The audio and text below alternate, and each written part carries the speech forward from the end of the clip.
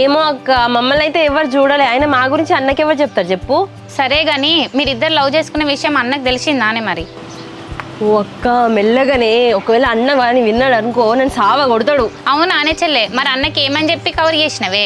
ఇక గొడవ గురించే చెప్పిన అక్క. అన్న చెప్తే కన్విన్స్ అయితే లేడు, భావనైనా కన్విన్స్ చేద్దామని చెప్పి పోయినా అని చెప్పి అన్నకి చెప్పిన. ఆ మొత్తానికి అయితే ఏదో ఒకటి చెప్పి తప్పించుకున్నావు కదా నే చెల్లె, ఇక టెన్షన్ ఎందుకు పడతాను? తప్పించుకోవడం ఏముందక్క, అన్నకు అసలే డౌట్ వచ్చింది నాకు చిన్నోనికి మధ్యలో ఏమో ఉన్నదని. మరి ఆ మర్రి కింద మీరిద్దరు మాట్లాడుకుంటే డౌట్ రాదానే?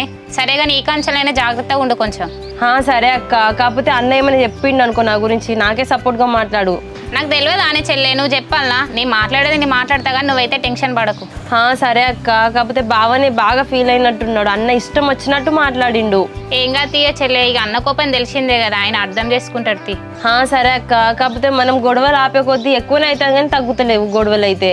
ఇక ఎట్లా రాసి ఉంటే అట్లా జరుగుతుంది తీ చెల్లె.